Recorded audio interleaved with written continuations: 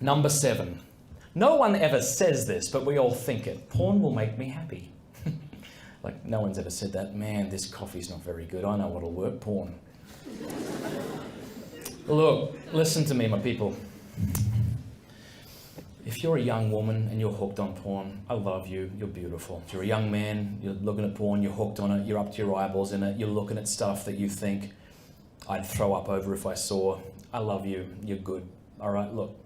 People don't go to porn because they're awful people. Porn will make people awful, but that's not the reason people go to porn generally.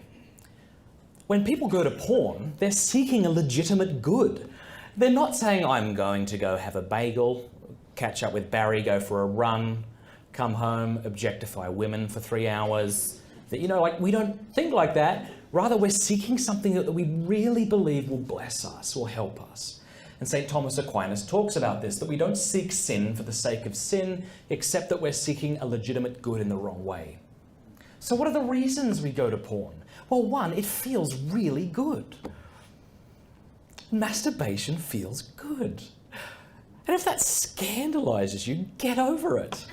What the heck, all right? I once heard of an alcoholic who said the only time he was able to get a handle on his addiction and begin to overcome it was when he could start to admit, I really like getting drunk, but it's killing me. Well, the same thing's true with porn.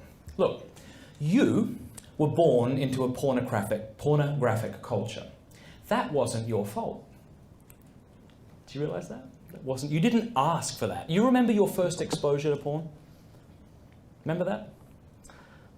Chances are you weren't actively seeking that out. So that wasn't your fault either. The fact that you had a physiological reaction and wanted to see more, that's not your fault either. But the question we have to ask now is, since it's killing me, am I going to make excuses or decide to change? We'll talk about that in a moment. But what is it we seek when we turn to porn? Here are a few things. Excitement, joy, intimacy, freedom. But what always happens is you go looking for excitement and you become bored. Pornography is a drearily predictable means of becoming bored and boring. It doesn't work. Jason Everett put it this way, we go looking for excitement, but we become bored with some of the most beautiful bodies on the planet. And we click from scene to scene, from fantasy to fantasy, and then we slide into marriage and we think that somehow our husband or our wife is going to keep our attention. We go because we want joy. I was joking with my wife the other night. Sometimes it's like 10 and 10 at night and I'm going through the cupboards looking for happiness. I know it's around here somewhere. It's like if I could just find the pirate booty, then I would be able to. We want joy. We want joy. But as St. Jose Maria Escriva has said, and I'm paraphrasing, but after a sexual fall, what loneliness. So we go for joy and we end up sad. We go for intimacy. Maybe we're lonely.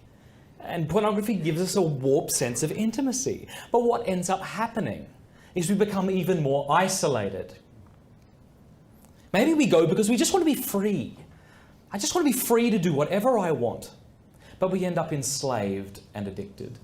We go for adult entertainment and we become increasingly juvenile.